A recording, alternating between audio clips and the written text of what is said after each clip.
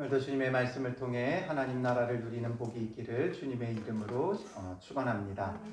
우리가 살아가는 세상은 시간이 존재하죠. 시간이 계속 흘러가요. 시간은 단 한순간도 멈출 수가 없어요. 사람들이 영화에서 상상 속에 시간을 멈추는 그런 걸 많이 꿈꾸며 영화들과 드라마에 등장을 하죠. 시간이 멈추기도 하고 때로는 시간이 거꾸로 가기도 하지만 결국 그 모든 건 어디까지나 우리의 상상에 불과하고 결코 일어날 수 없는 일들이죠. 다만 우리의 그 마음이 표현되어 있을 뿐이에요. 시간은 반드시 흘러가게 되어 있습니다. 한순간도 멈춰 있지 않고 정지해 있지 않고 계속해서 끊임없이 흘러가요. 그런데 나이가 들면 들수록 시간은 더 빨리 지나갑니다. 더 빠르게 실제로 지나가는 게 아니라 느끼는 바가 그렇대요.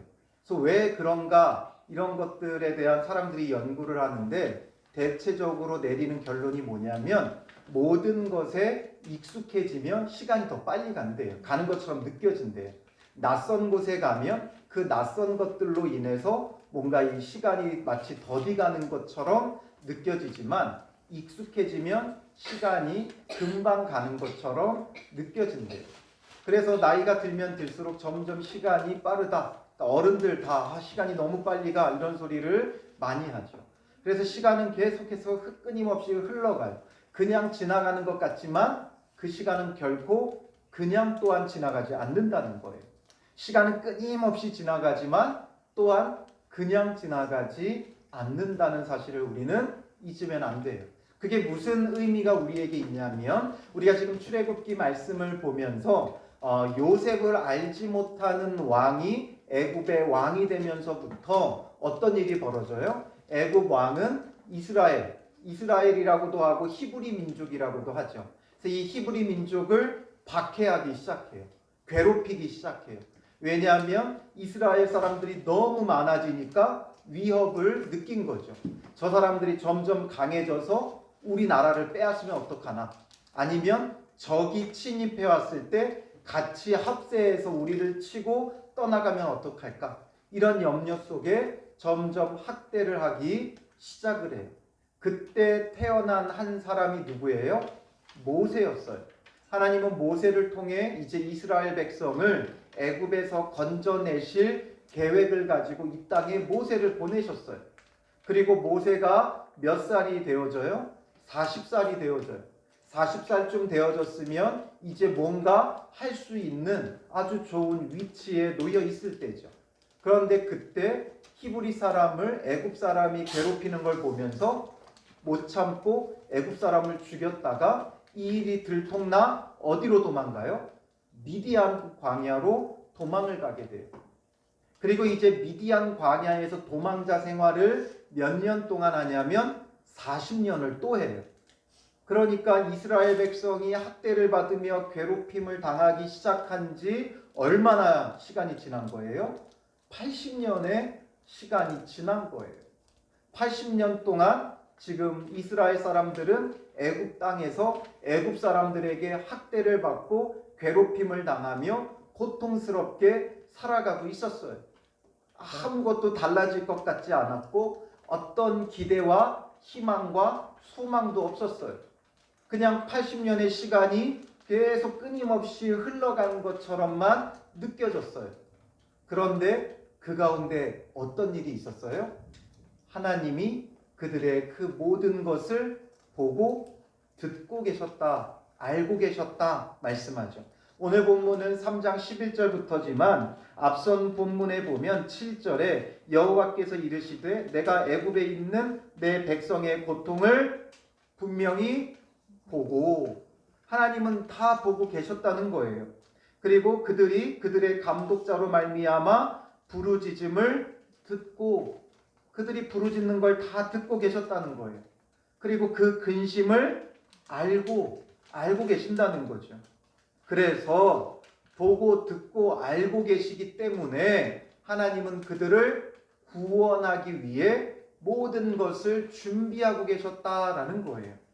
시간이 그냥 흘러가는 것 같지만 그 흘러가는 시간 속에 하나님은 하나님의 백성들의 고통과 괴로움을 다 보고 계시고 그들의 신음소리와 부르짖음을 듣고 계셨고 우리의 모든 고민을 알고 계시며 더 중요한 건 그래서 우리를 구원할 계획을 가지고 계신다라는 거죠. 시간이 그냥 흘러가는 것 같지만 하나님이 다 보고 계시고 듣고 계시고 알고 계셔요. 지금 이 시간 우리가 예배드리는 것, 예배드리는 마음, 예배드리는 자세, 우리의 믿음, 우리의 생각, 우리의 모든 것을 하나님은 지금도 지켜보고 계시고 알고 계신다는 거예요. 우리가 예배하는 것을 다 듣고 계신다는 거예요. 우리가 어떤 마음으로 예배하고 있는지 주님이 다 보고 듣고 알고 계시고 우리를 향한 구원의 일들을 마련하고 계신다는 사실을 잊지 말아야 돼요. 그래서 이제 모세가 80세쯤 되었을 때 하나님께서 호렙산에서 모세를 부르시게 되는 거예요. 그래서 모세를 부르시고 이제 너를 통해 내가 이 백성을 구원하겠다 말씀하시니까 오늘 본문에 이제 모세의 반응이 나오는 거예요. 11절 말씀 같이 다시 한번 읽어볼까요? 모세가 하나님께 아뢰되 내가 누구이기에 바로에게 가며 이스라엘 자손을 애굽에서 인도하여 내리이까. 모세의 첫 번째 대답은 뭡니까? 하나님께서 지금 계속해서 모세에게 너를 통해 구원하겠다 말씀하시니까 모세의 반응은 주여 감사합니다. 이제 제가 갈게요. 구원해 낼게요. 이게 아니었어요.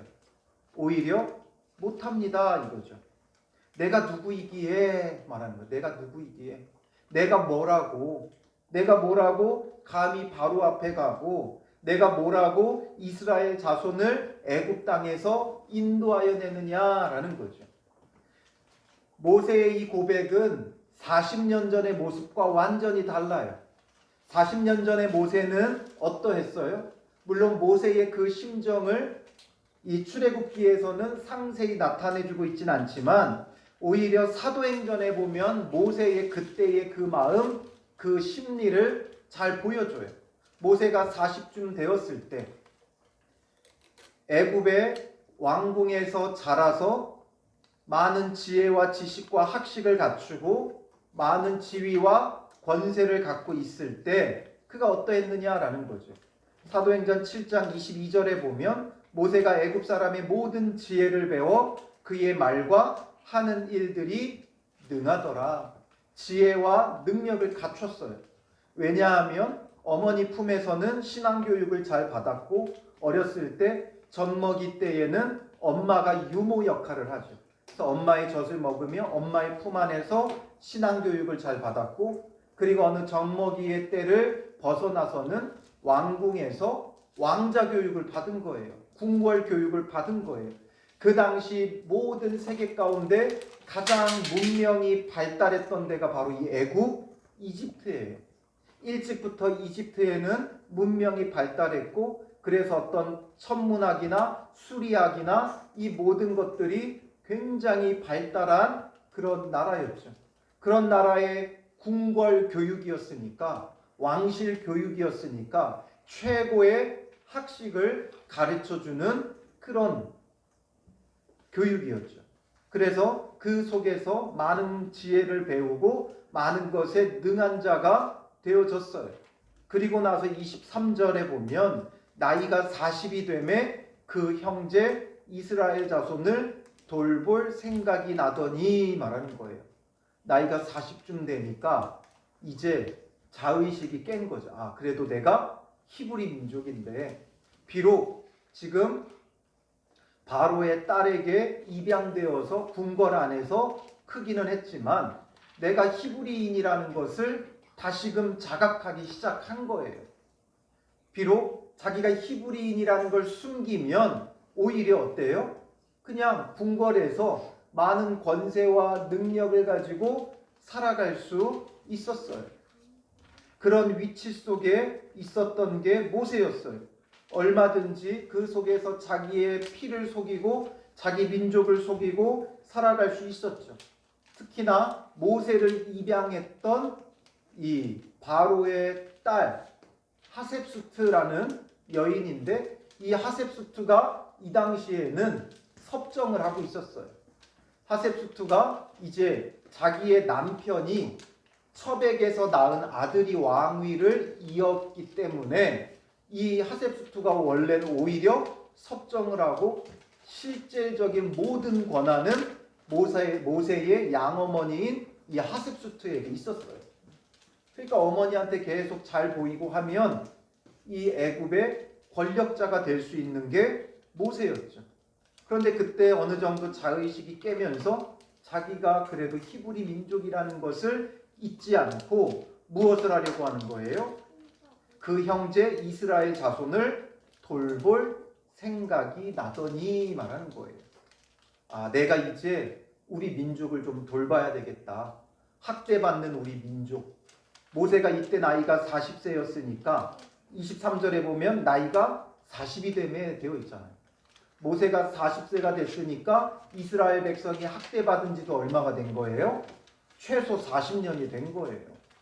학대받는 동안에 모세가 태어났으니까 언제 그 학대가 시작했는지 정확하게 알 수는 없지만 어쨌든 모세가 태어났을 때 이미 학대받고 있었으니까 최소 40년은 이스라엘 백성이 학대를 당하고 있는 때였어요. 그러니 학대받는 내 민족 내가 이제는 돌봐야 되겠다. 자기가 왕실 안에서 많은 권력을 갖고 있기 때문에 내가 이제 이스라엘 백성의 구원자가 되고 심판자가 되어야겠다라는 마음속에 나선 거예요. 그러니까 한 사람이 원통한 일을 당하여 압제받는 자, 원통한 일을 당하고 압제받는 것을 보면서 대신 원수를 갚아 애굽 사람을 쳐 죽이기까지 한 거예요. 모세의 마음에는 어떤 마음이었어요? 내 백성, 내 민족, 내가 구원하겠다 이 마음이죠. 그러니까 학대해 애굽 사람 쳐 죽여 이렇게 된 거죠. 그리고 그걸 몰래 감춰두었다가 그 이튿날 어떻게 해요? 나가보니까 자기 민족끼리 싸우고 있는 거예요. 나는 그들을 구원하기 위해서 지금 애굽 사람까지 쳐 죽였는데 같은 히브리 민족이 둘이 다투고 있어요. 그러니까 모세가 어떻게 해요? 그 중에 잘못한 사람에게 그냥 막 뭐라고 한 게 아니에요. 일을 잘 살폈어요. 지혜로웠어요. 그 일을 잘못한 사람에게 어찌 같은 민족끼리 그렇게 치느냐 말하니까 그들이 뭐라 그래요? 누가 너를 우리의 재판관으로 세웠느냐? 나도 죽이려 하느냐? 이러면서 사람들이 오히려 따르지 않았죠. 그리고 이 일이 탈로 나서 모세는 도망가게 된 거예요. 자기가 정말 지혜롭고 힘이 있고 권세를 가졌을 때 모세는 스스로 내가 구원자가 되겠다, 재판장이 되겠다 이 마음으로 나섰어요. 그러나 그 어디서도 인정받지 못했어요. 그런데 지금 도망 와가지고 40년을 광야에서 떠돌았어요. 이제 내가 돌아가면 내가 누군지 누가 알겠어요. 40년의 세월이 지났고 그러므로 또 애굽의 왕도 바뀌었어요. 애굽의 왕도 이제는 바뀌는 그런 실정에 놓였는데 내가 돌아간다고 누가 나를 알아요? 누가 나를 알아주겠어요? 설령 안다 해도 모세는 지금 어떤 입장이에요? 살인자의 입장이죠. 살인하고 도망간 자에 불과해요. 그런 자가 와가지고 우리 민족을 살리겠다 나서면 우리가 어떻게 생각하겠어요? 만약에 우리가 일본의 침략을 받아 지금 일본의 압제를 받고 있는데 갑자기 살인하고 도망갔던 사람이 와가지고 내가 독립운동을 하겠다고 나서면 누가 지지해주고 누가 인정해주겠어요? 그러니까 모세의 마음은 그거였어요. 자기는 살인자고 도망자고 이제는 인정받지 못하는 자예요. 어떻게 보면 왕실에서는 이제 이미 잊혀진 자가 됐을 것이고 또 히브리 민족에게는 도망자가 되어 있는 거예요. 살인자고 도망자였던 모세가 돌아간다고 했을 때 누가 그를 맞아주고 누가 그를 인정해 주겠어요. 그러니까 모세는 절로 11절의 고백이 나오는 거죠. 내가 누구이기에 바로 앞에 갑니까? 바로는 이 당시 세계 최고의 권력자예요. 그러니까 우리로 따지면, 지금 시대로 따지면 미국 대통령 앞에 가는 거예요. 여러분, 여기서 미국 대통령 앞에 갈 수 있는 사람은 아무도 없어요. 여러분, 누가 대통령 앞에 함부로 가겠어요? 미국 대통령 앞에 가려면 우리가 어떤 방법을 써도 갈 수가 없어요. 그 혹시나 어떻게 되었다 할지라도 철저히 신분도 검사해야 되고 뭣도 검사해야 되고 막 해가지고 결국에는 갈 수 없어요. 그러니 모세 입장도 마찬가지죠. 내가 누군데 바로 앞에 갑니까? 그것도 바로 앞에 가는 것도 문제지만 이스라엘 자손을 어떻게 애굽에서 인도해 냅니까? 이스라엘을 애굽에서 인도해 내려면 누가 되어야 되는 거예요? 지도자가 되어야 되는 거예요. 이스라엘의 지도자가 되어야 되고 이스라엘 사람들이 자기를 다 믿고 따라야 돼요. 40년 전에 왕실을 등에 업고 권력을 가졌을 때도 사람들은 안 따랐어요. 모세의 말을 듣지 않았어요. 야, 나도 쳐 죽이려고 하느냐? 너가 나의 재판장이 되려고 하냐? 이러면서 막 따지는 그런 일이 벌어졌는데 이제 와가지고 그가 어떻게 사람들에게 인정받는 지도자가 될 수 있겠어요? 그러니 모세는 내가 누구이기에 이런 말이 절로 나오는 거예요. 사실 우리에게 중요한 건 바로 이런 인식이에요. 내가 누구이기에 이 고백이 나오는 게 진정한 고백이죠. 마치 우리가 무언가를 다 할 수 있을 것 같아요. 꿈을 가지고 비전을 가지고 뭔가 하면 할 수 있을 것 같아요. 물론 그러한 마음 갖는 것 중요하죠. 그런데 내 힘으로 할 수 있는 건 얼마 안 된다는 거예요. 내 힘으로 할 수 있는 건 아무것도 아닌 것밖에 없어요. 내 힘으로 할 수 있는 것보다 내 힘으로 할 수 없는 게 더 많은 게 이 세상이에요. 저는 목사로서 고작 말씀 준비해서 설교할 수 있는 것 이게 전부 다예요. 이 설교조차도 하나님께서 은혜를 주시지 않으면 할 수 없어요. 이곳에 앉아있는 사람이 없으면 제가 아무리 좋은 설교를 준비하고 세계 최고의 설교를 준비했다 할지라도 이 자리에 앉아있는 사람이 아무도 없으면 설교할 수 없어요. 여러분들이 여기에 앉아있는 것 자체가 저는 하나님의 은혜예요. 하나님의 은혜로 여러분들이 앉아 계시니까 그래도 설교할 수 있는 거예요. 설교하는 것도 제 마음대로 안 돼요. 목회자가 설교하는 것도 자기 뜻대로 안 돼요. 하나님이 들을 자를 붙여주셔야 되고 보내주셔야만 설교할 수 있는 거예요. 우리의 힘으로 할 수 있는 건 고작 그런 것밖에 없어요. 그냥 당장 내 앞에 놓인 것밖에 할 수 없어요. 내 앞에 놓인 성도가 있으면 설교하는 것이고 성도가 없으면 저는 설교할 수 없는 거예요. 우리가 대단한 걸 먹고 풍족하게 살아가는 것 같지만 내 눈앞에 먹을 게 놓여 있어야만 먹을 수 있고 없으면 못 먹는 거예요. 아무리 돈이 많아도 먹을 게 이 땅에서 사라져버리면 우리는 먹을 수 없어요. 되지 않아요.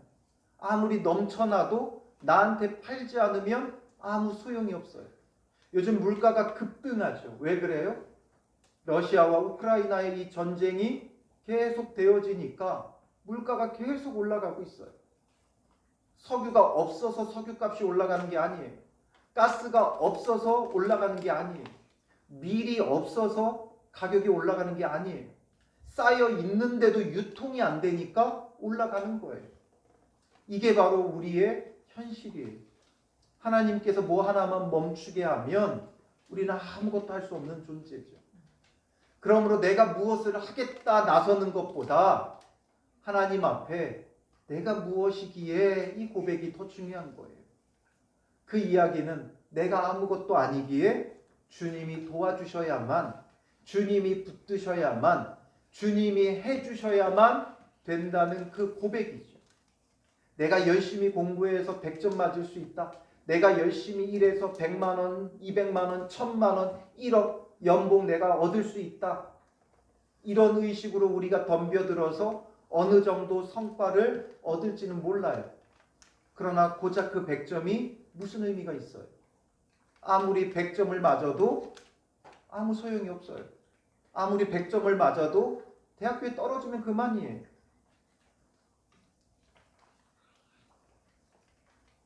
대학에 입학해야 그동안 공부했던 게 의미가 있는 거예요.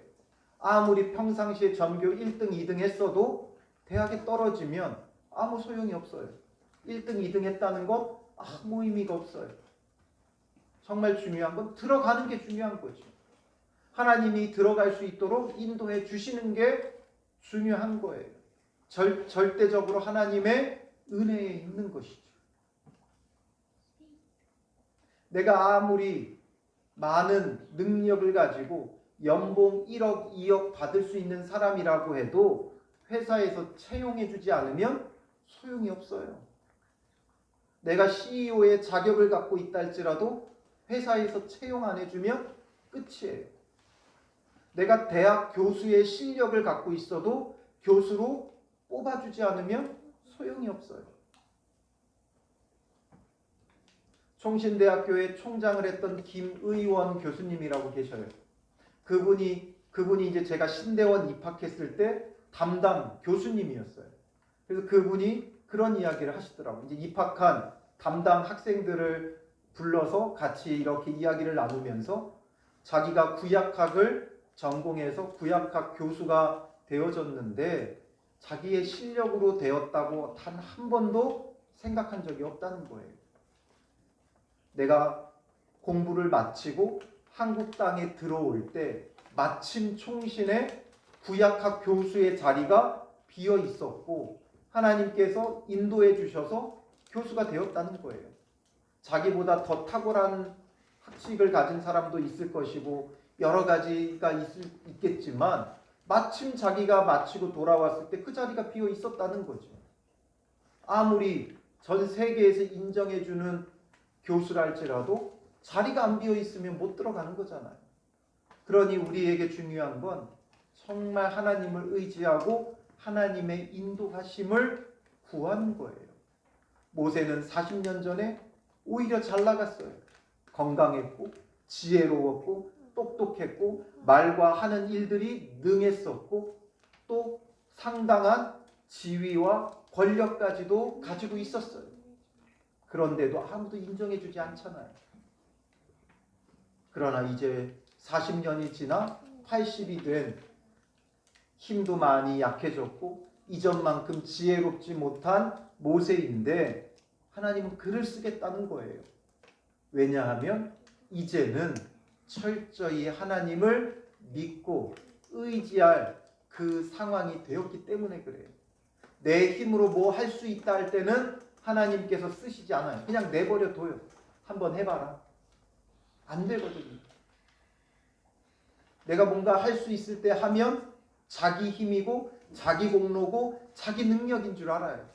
그냥 내버려 둬요. 그리고 나중에서야 힘이 다 빠지고 내가 정말 못하는구나 생각할 때 하나님은 그때 우리를 불러주시고 그때 우리가 내가 누구이기에 고백할 때 하나님은 나를 통해 일하시는 거예요. 즉 힘을 빼는 작업이 필요하다는 거죠. 힘 빼는 게 가장 중요해요. 가끔 우리의 신앙과 운동이 비슷하다는 걸 많이 느끼게 돼요. 왜냐하면 어떤 운동이든지 우리는 힘있게 하기 위해서 힘을 잔뜩 주고 하거든요. 더 강하게 하고 더 세게 하기 위해 힘을 잔뜩 줘요. 그런데 오히려 힘을 잔뜩 주면 그 어떤 운동도 강하게 하지 못해요. 왜냐하면 힘을 잔뜩 주고 있으니까 뻣뻣해서 제대로 그 실력이 발휘되지 않아요. 오히려 힘을 빼야 돼요. 더 강하고 더 정확하고 더 잘하려면 모든 운동은 오히려 힘을 빼야 돼요. 달리기를 하더라도 무조건 힘을 주고 달리기만 하면 오래 못 가요. 잠깐은 달릴 수 있죠. 근데 무조건 힘만 주고서는 되지 않아요. 유연하게 모든 것들을 부드럽게 힘을 잘 빼고 정확하게 하는 게 중요하죠. 수영을 할 때도 힘을 잔뜩 주고 빨리 가겠다고 팔을 내저으면 금방 지쳐서 더 이상 가지 못해요. 힘을 빼고 부드럽게 수영을 해야 오히려 더 빠르게 잘 나가죠. 이런 것처럼 우리의 신앙도 마찬가지. 뭔가 해보겠다고 잔뜩 힘을 주고 우리의 의지와 우리의 노력으로 막 하면 잠깐은 뭔가가 되는 것 같아요. 그러나 거기서 멈춰버려요. 거기서 끝나버려요. 지쳐버려요. 교회들이 처음에 개척하면 다들 부흥하는 시간들이 있어요. 그런데 그 중간의 과정을 넘어가지를 못해요. 왜냐하면 처음에는 잔뜩 힘을 주고 모든 걸 다 하는 거예요. 전도도 열심히 하고 기도도 열심히 하고 예배도 열심히 드리고 뭐든지 열심히 해요. 그러니까 그 열심에 뭔가가 조금씩 되어져 가는 것 같지만 그러다 보면 지치는 순간이 와요. 그러면 거기에서 끝나버리죠. 그러니 우리가 잔뜩 무언가 해보겠다고 열심히 하는 것보다 정말 주님을 의뢰하고 주님을 의지하고 주님께 내어 맡기는 것, 이게 중요해요. 신앙생활 열심히 하겠다고 잔뜩 힘을 쥐고 금식하고 기도하고 열심히 예배드리고 오래가지 않아요. 요즘 기독교 내의 가장 핫 이슈가 뭔지 아세요? 가장 핫 이슈는 지금 미국의 에즈베리 대학교에서 일어나고 있는 부흥운동이에요. 이 에즈베리 대학교에서 2월 달에 이제 그 학교는 이제 10시에 체프를 드려요. 예배를 드려요. 예배를 드리고 예배가 끝나고 나서 한 20여 명의 학생들이 남아서 기도하는 가운데 강한 성령의 그 임재를 경험한 거예요. 그래서 뜨겁게 막 기도하기 시작하니까 이 소문이 나면서 학생들이 다시 예배실로 모여들기 시작했어요. 그래서 그 속에서 찬양하고 예배하고 너무 뜨거움 속에 감격과 기쁨과 감사가 넘치는 이 예배를 드리면서 또 요즘에 이제 이게 SNS가 발달하잖아요. 그러니까 SNS로 이 현장들의 그 소식을 전하니까 지금 미국 전역에서 이 에즈베리 대학교로 몰려들고 있어요. 그렇게 대단하고 큰 학교가 아니에요. 그 전에 여러분 한 번도 못 들어본 학교잖아요. 뭐 하버드 뭐 이런 데는 들어봤잖아요. 근데 한 번도 들어보지도 못한 이 에즈베리 대학교라는 데에서 지금 그런 놀라운 부흥의 역사가 일어나서 지금도 계속 이게 지금 진행이 되고 있어요. 그래서 그곳에서 뜨겁게 사람들이 계속 몰려들고 계속 뜨겁게 기도하고 찬양하고 예배하고 부흥의 역사가 막 일어나고 있어요. 그런데 그런 일들이 일어났을 때 뭔가 더 열심으로 막 모이고 기도하고 하지만 그게 오래 가지는 않는다는 거예요. 지금 한 2월 한 달이 그렇게 지금 진행되어지고 있는 상황이에요. 그런데 이게 언제까지 갈 거냐라는 거예요. 그 놀라운 부흥의 역사가 주님 다시 오실 때까지 유지될 것 같아요? 그렇지 않아요. 지금 놀라운 부흥의 역사가 일어나고 있고 그것이 도화선이 되어 놀라운 열매들도 맺혔을 거예요. 그리고 맺혀져 갈 거예요. 그리고 저는 그것에 대한 저도 기대가 있고 할 수만 있다면 저도 그 현장에 가보고 싶어요. 제가 이제 신대원에서 설교학을 가르쳤던 그 교수님이 그곳에 가서 현장의 소식을 올리는 걸 이제 보면서 저도 더 실감을 하게 되어지는데 갈 수만 있다면 저도 한번 좀 가보고 싶어요. 그런 마음이 있어요. 그런데 그게 영원하지는 않는다는 거예요. 그렇게 우리가 막 열심과 열정으로 기도하고 예배하고 이건 오래가지 않아요. 그래서 그 결과가 무엇이 되어야 되느냐? 그 뜨거움과 그 열정을 통해 사람들은 오해하기 쉬운 게 이 뜨거움을 가지고 뭘 해보겠다는 거예요. 그러나 오히려 뭘 하는 것보다 하지 않는 게 더 중요해요. 오히려 주님께 내어 맡기고 주를 의지하고 주를 의뢰하고 주님께 맡기는 거예요. 예전에 어떤 영화인가 드라마에서 그런 걸 봤어요. 이제 새로 신입 이제 회사원이 선배님 제가 이제 뭘 할까요? 하니까 뭘 하려고 하지 말고 뭘 하지 말아라 이 얘기를 하더라고요. 자꾸 그 열심히 사고를 친다는 거예요. 뭘 하려고 하니까 오히려 사고를 치더라는 거예요. 그러니까 오히려 하지 않으려고 하라는 거예요. 오늘 우리의 신앙은 그러해요. 내가 뭘 하겠다 하면 사고 쳐요. 모세가 그런 거예요. 뭘 하겠다고 하니까 애굽 사람을 쳐 죽이게 되어지는 거예요. 우리의 신앙은 철저히 내가 뭘 하려 하지 말고 주님께 의지하고 의뢰해야 되는 거예요. 그렇다고 무기력해지라는 게 아니라 아무것도 하지 말라는 게 아니라 철저히 주님을 의지하고 의뢰하고 주님을 기대하고 주님을 사모해야 돼요. 주님 하실 일들을 바라보고 주님 하실 일들을 의지하고 의뢰하는 자가 되어야 되는 거예요. 그러기 위해서는 내가 아무것도 아니라는 걸 철저히 깨달아야 되는 거죠. 모세는 이제 이것을 깨달을 수 있는 시간에 온 거예요. 그러니까 내가 누구이기에 말하니까 주님이 뭐라고 응답해 주세요? 12절 같이 읽어보겠습니다. 하나님이 이르시되 내가 반드시 너와 함께 있으리라. 내가 그 백성을 애굽에서 인도하여 낸 후에 너희가 이 산에서 하나님을 섬기리니 이것이 내가 너를 보낸 증거니라. 내가 누구이기에 하니까 하나님도 응답해 주시죠. 내가 반드시 너와 함께 있으리라 라는 거예요. 주를 의지하는 자, 내가 아무것도 아님을 깨닫고 주님을 의지할 때 내가 반드시 너와 함께 있으리라 말씀하시는 분이 우리 하나님이세요. 내 힘으로 무엇을 하려 하지 말고 철저히 주님을 찾고 주님을 의지해야 돼요. 내가 무엇을 하겠다는 것이 아니라 주님을 의지하고 의뢰하는 것. 우리가 복음을 전하고 전도하는 것도 내가 무엇을 하겠다라는 의무감보다 오히려 주님께서 무엇을 하실까를 기대하며 의뢰해야 돼요. 복음을 전하는 것도 사람의 어떤 열심과 노력으로 되지 않아요. 주님께 맡기며 주님을 의지할 때 주님이 하시는 놀라운 방법들이 있는 거예요. 그러니 내가 반드시 너와 함께 있으리라 약속하시면서 내가 그 백성을 애굽에서 인도하여 낸 후에 너희가 이 산에서 하나님을 섬기리니 말하죠. 이 산은 어디예요? 하나님의 산 호렙이라고 말하고 있죠.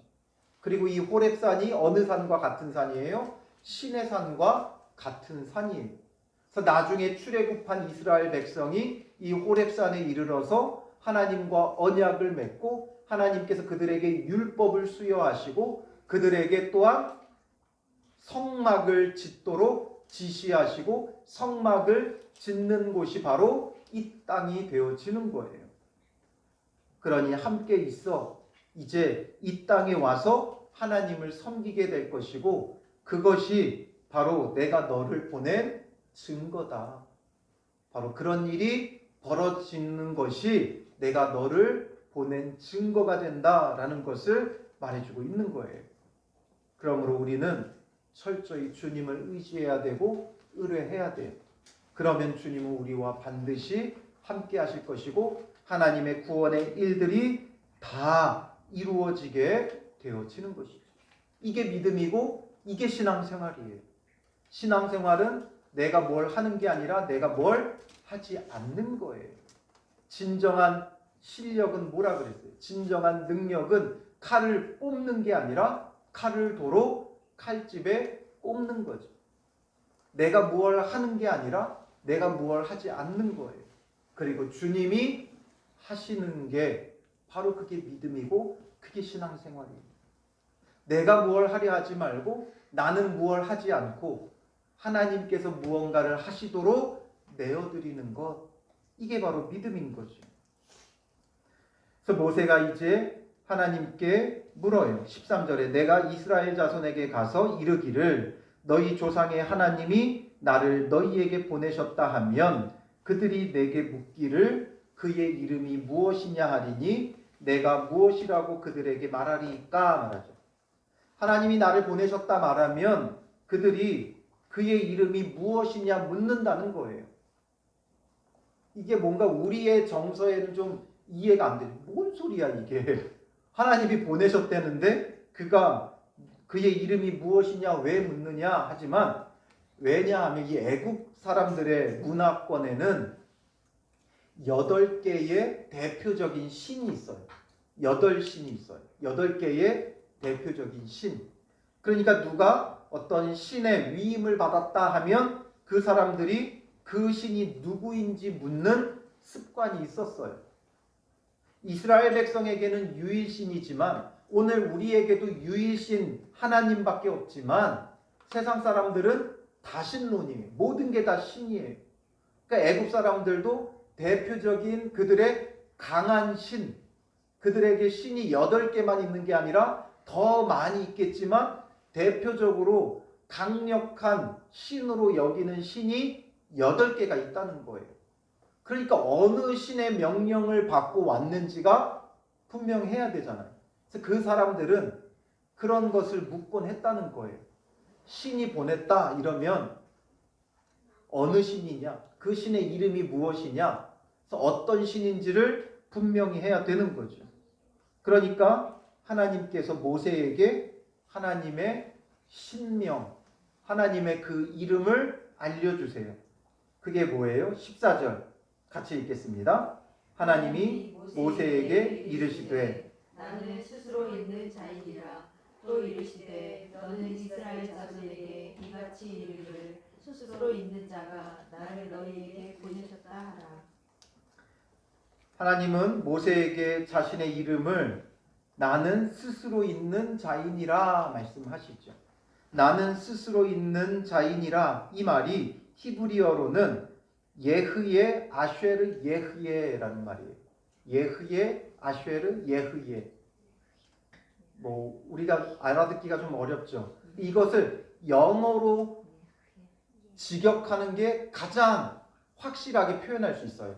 I am who I am. I am who I am. I am은 뭐예요? 나는 있다라는 거죠. 나는 있다. 나는 있다. 나는 존재한다. 어떻게 존재하는가? Who I am. 나는 존재하는 자로 나는 존재한다. 이 말이에요. 나는 있는 자로 있다. 이런 말이에요. 뭔 말인가? 나는 있는 자로 있다. 이 얘기는 뭐예요? 그러니까 스스로 존재하는 자다라는 거죠. 모든 것은 피조물이에요. 스스로 존재한 게 아니라 창조자가 있어요. 그런데 창조자가 없는 원창조자는 바로 하나님 한 분이라는 거죠. 그래서 예흐예 하면 우리가 생각하는 하나님의 이름 중에 뭐랑 비슷해요? 여호와랑 비슷하죠. 이 예흐예라는 말에서 온 게 여호와라는 말이에요. 그래서 이 이후에는 여호와라는 이름을 계속 쓰죠. 그래서 여호와라는 이름 자체가 스스로 있는 자라는 뜻이에요. 여호와라는 이름은 스스로 있는 자. 사실상 이게 정말 여호와인지 예흐예인지 예흐완지 예흐반지 제호반지 알 수가 없어요. 왜냐하면 히브리어는 자음만 써요. 자음만 쓰니까 누가 계속해서 이걸 읽지 않으면 발음을 잃어버릴 수밖에 없어요. 우리도 이 초성 퀴즈 이런 거 많이 하잖아요. 이런 것처럼 히브리어는 모음이 없이 자음만 써요. 그럼 그 자음을 보고 그걸 어떤 단어인지를 유추하려면 뭐가 필요해요? 이 이제 문맥이 필요한 거죠. 이 문맥 속에서 이건 이런 단어구나, 이런 단어구나 이걸 알 수가 있는 거예요. 그런데 여호와의 이름을 안 읽었어요. 이들은 여호와의 이름을 안 읽었어요. 왜 안 읽었냐면 십계명에도 여호와의 이름을 망령되이 일컫지 말라 이렇게 되어 있잖아요. 그래서 여호와의 이 단어는 히브리어 철자 4자로 되어 있는데 읽지를 않았어요. 그럼 어떻게 했느냐? 여호와라는 이름을 읽지를 않는 대신에 아도나이라고 대체해서 읽었어요. 이 네 자가 나오면 아도나이로 읽었어요. 아도나이는 뭐냐면 주라는 뜻이에요. 주, 주인, 주. 그래서 이들은 이 여호와라는 단어를 읽지 않고 아도나이, 나의 주 이렇게 다르게 읽었어요. 그래서 이제 나중에는 이 여호와라는 단어를 읽을 수 없어가지고 아도나이의 모음을 여기다 가져다 붙인 거예요. 아도나이의 그 모음만 따다가 여기다 붙이니까 예흐예, 예흐바, 예흐와 이런 식의 발음이 된 거예요. 그래서 여호와라고 우리가 지금 읽고는 있지만 정확한 발음인지는 몰라요. 그러나 분명한 뜻은 뭐예요? I am who I am. 나는 스스로 존재하는 자다 라는 거예요. 그러므로 하나님은 누군가에 의해 창조되어진 게 아니라 창조자라는 의미를 갖고 있죠. 스스로 영원 전부터 영원까지 계시는 분이다라는 것, 여호와라는 것을 알려주시고, 그래서 첫 번째로 오늘 본문에서 하나님이 누구신가를 네 가지로 알 수 있는데, 첫 번째는 바로 스스로 있는 자라는 거예요. 그리고 이 여호와라는 이름이 항상 어떤 때에 쓰이느냐, 그러니까 하나님의 이름도 많이 있어요. 우리가 흔히 말하고 있는 이 하나님은 히브리어의 엘로힘이라는 말이에요. 이 엘로힘은 전능자라는 뜻을 갖고 있죠. 그리고 여호와라는 이름도 많이 쓰죠. 그래서 여러 가지 하나님의 이름이 있는데 그 중에서 특별히 여호와라는 스스로 있는 자라는 이 이름은 언제 많이 쓰냐면 15절 같이 읽어보겠습니다. 하나님이 또 모세에게 이르시되 너는 이스라엘 자손에게 이같이 이르기를 너희 조상의 하나님 여호와 곧 아브라함의 하나님 이삭의 하나님 야곱의 하나님께서 나를 너희에게 보내셨다 하라. 이는 나의 영원한 이름이요 대대로 기억할 나의 칭언이라. 여호와는 뭐라고 말하고 있어요? 곧 아브라함의 하나님, 이삭의 하나님, 야곱의 하나님이라는 거예요. 이게 무슨 의미이냐? 아브라함, 이삭, 야곱 이 세 사람은 누구예요? 하나님께서 언약을 맺은 자들이죠. 하나님께서 직접 언약을 맺은 자들이에요. 그러니까 여호와라는 그 스스로 있는 자라는 뜻의 이름은 언제 쓰이냐면 주로 언약과 관계되어서 많이 쓰여요. 그래서 여호와는 언약을 맺으시는 분이시다라는 거예요. 약속의 하나님이 바로 여호와예요.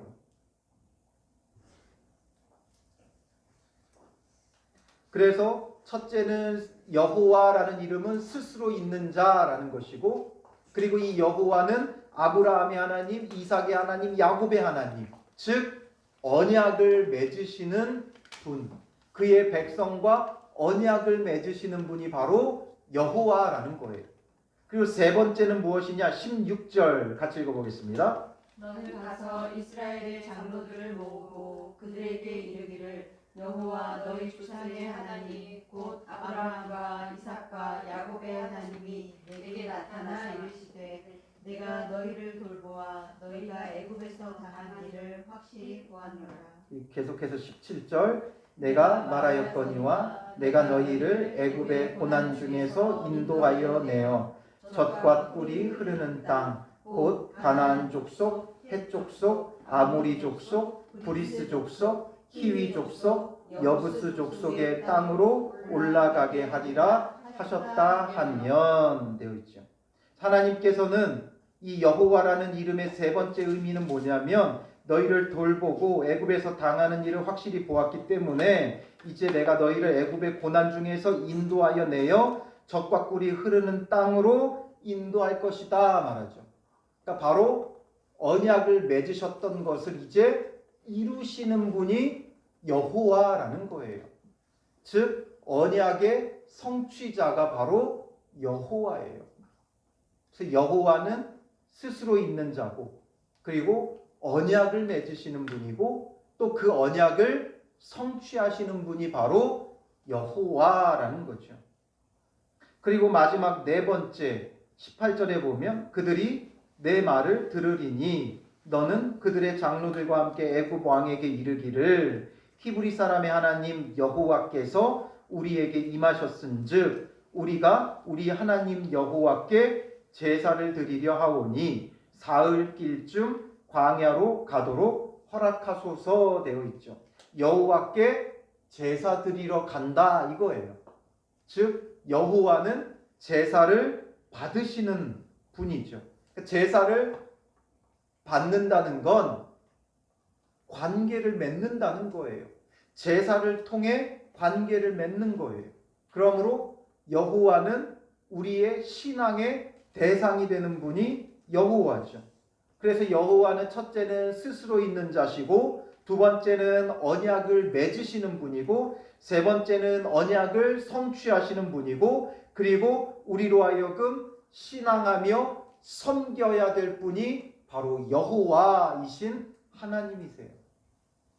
그래서 하나님은 여호와시고 여호와는 이런 분이시다라는 것을 아주 정확하고 분명하게 하나님은 모세에게 알려주시는 거예요.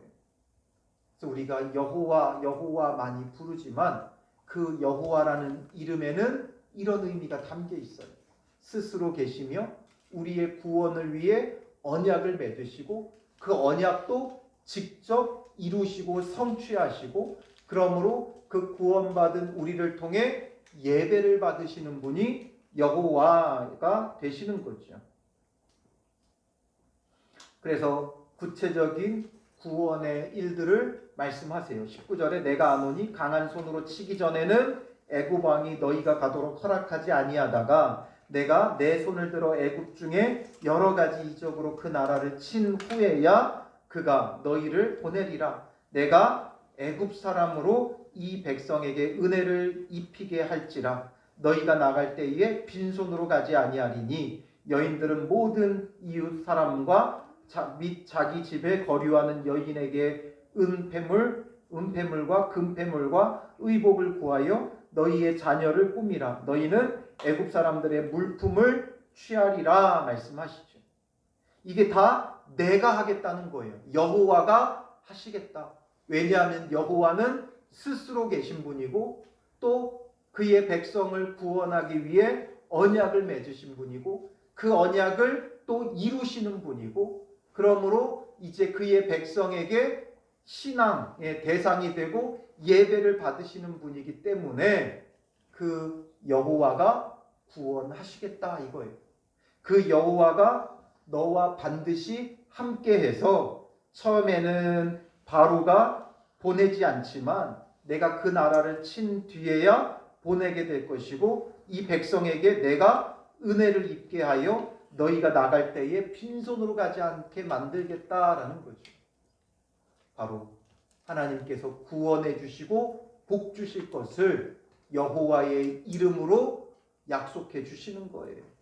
즉 계약서에 사인하듯이 하나님께서 나 여호와다. 여호와의 이름으로 지금 사인해 주시는 거예요. 내가 이렇게 하겠다. 여호와의 그 이름에 사인을 주시는 거예요.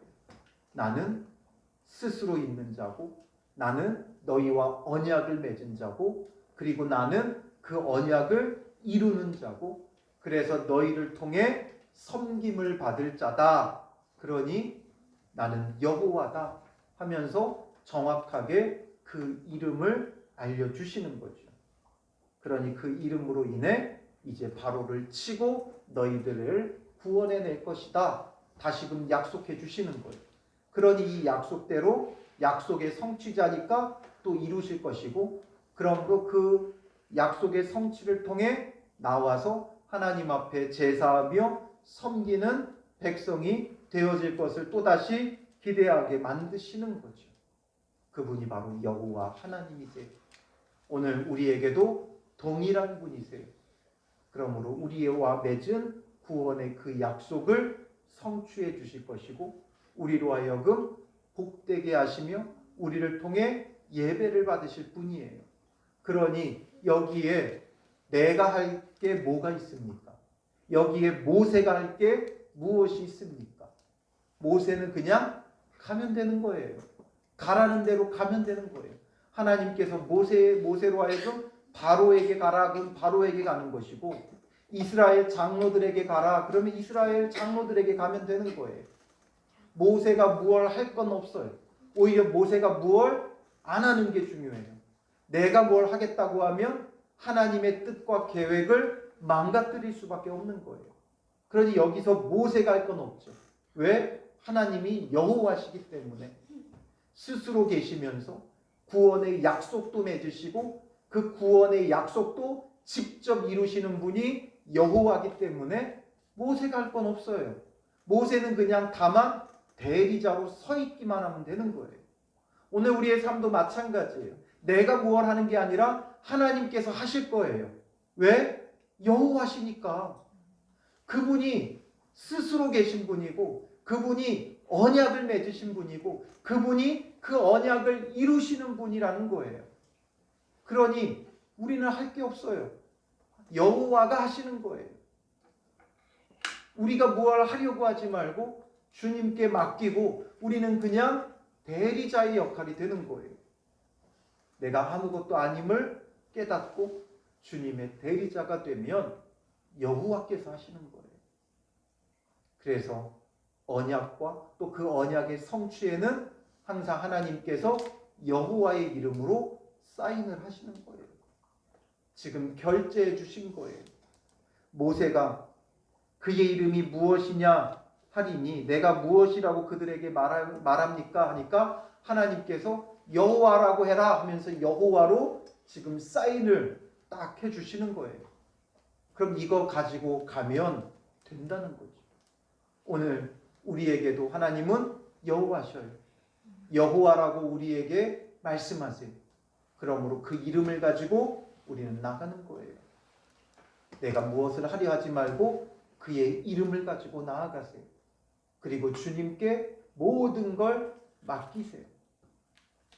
우리가 무엇을 하든지 먹든지 마시든지 무엇을 하든지 여호와의 이름에 맡기는 거예요. 그러면 그가 일하세요. 그가 이루셔요. 그 이름이 여호와예요. 그가 일하시고 그가 이루신다는 게 여호와예요. 오늘 그 여호와의 이름을 확실히 붙잡는 믿음의 사람들 되어 이번 한 주간도 매일매일의 삶도 내가 하는 삶이 아니라 여호와 하나님께서 약속대로 우리의 구원을 이루시는 매일의 삶이 되기를 주님의 이름으로 축원합니다. 기도하겠습니다. 살아계신 아버지 하나님, 내가 누구이기에 바로에게 가며 이스라엘 자손을 애굽에서 인도하여 내리까 고백하며 모세가 아무것도 할 수 없음을 고백할 때 주님께서 반드시 그와 함께 있을 것을 약속하며 여호와의 이름으로 사인해 주시는 것을 봅니다. 여호와의 그 이름은 스스로 계신 분이고 그러므로 언약을 맺고 또 언약을 이루시며 구원을 베푸시는 분이심을 우리에게 분명히 하셨사오니 우리의 신앙과 삶에 우리가 무엇을 하려고 하기보다는 오히려 무엇을 하지 않고 오직 주를 더욱 의지하며 여호와의 이름을 붙잡게 하옵소서. 그의 이름이 우리가 믿는 하나님의 이름이 여호와이시니 여호와께서 모든 것을 다 이루실 것을 바라보며 철저히 주를 믿고 의지하는 참된 믿음과 신앙을 세워갈 수 있도록 인도하옵소서.